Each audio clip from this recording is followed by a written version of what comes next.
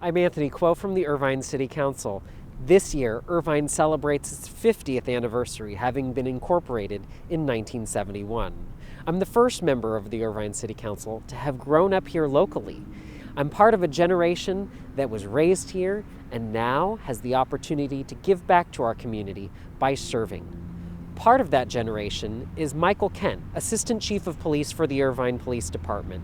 He grew up in Irvine, he rose through the ranks of the Irvine Police Department, and he's one of many who works day in and day out to keep Irvine safe.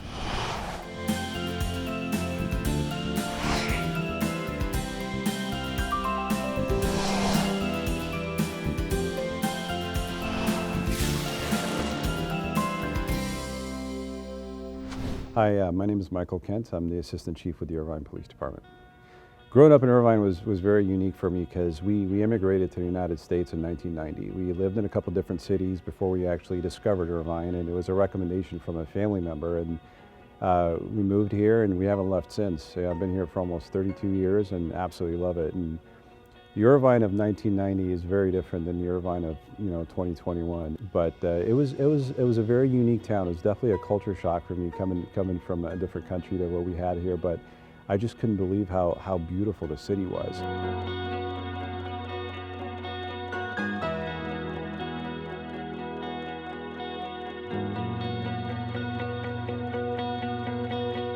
Well, there wasn't much to do back then in Irvine, but I truly enjoyed Adventure Playground because it was one of those places where you can go there and just explore and be yourself and build what was in your vision.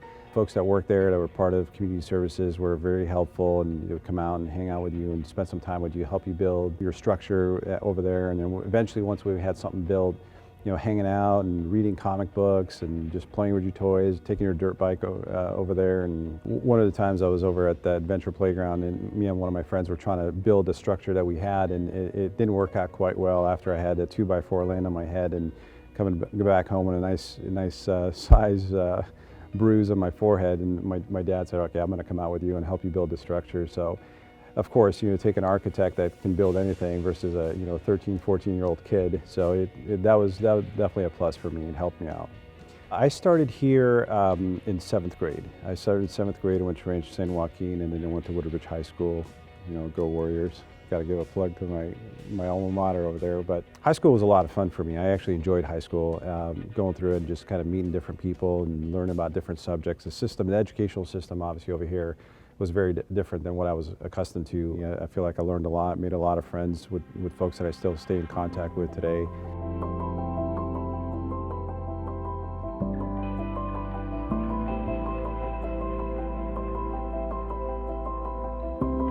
I was introduced to the police force by accident, actually. So in 1993, I was pulled over by an Irvine motorcycle police officer.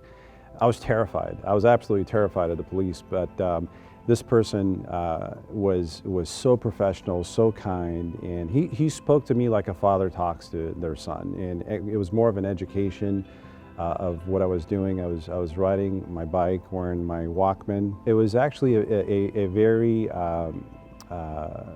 humbling experience to go through that and get the ticket and realize, the danger that I was potentially facing. But as a result of that citation, doing community service and through the community service, found out about the Irvine Police Explorer program. So I came over here and I started volunteering, and from right then and there, I knew that this is it. This is going to be my career. After graduating academy, I worked a variety of different assignments. I worked patrol, I was a field training officer. Eventually I went into Investigations Bureau. I worked crimes against persons cases, and eventually transitioned over to narcotics and working undercover in Vice.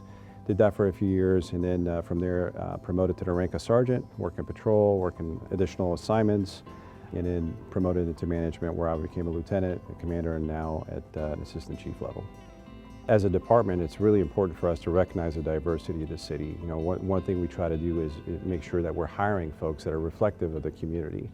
That builds a natural bond and bridge between us and those that we serve on a daily basis. The fact that an officer shows up and they're from a similar culture already brings down some of that anxiety that person is experiencing. It's unique being a police officer in a city that you grew up in. You definitely run into people that are like, wait a minute, I remember you. I went to high school with you, and It's special to me because I feel like the city has given so much to me, and this is my way of giving back. The folks that I do serve are folks that were, my classmates, my neighbors, so it's special and unique at the same time.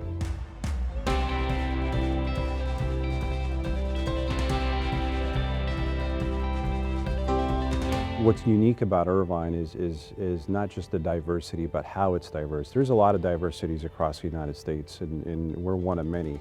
But I think what makes us special is how integrated it is over here. We're truly a reflection of the world when you look at the variety of countries and cultures and languages and faiths that are represented here. I think what was truly special for me is one of the days when I went to pick up my daughter up from her school and seeing her classmates. It looks like an international school, and I love that. Ourselves, me being biracial, and having lived in different parts of the world, and being able to see that my daughter's exposed to that, it's truly remarkable.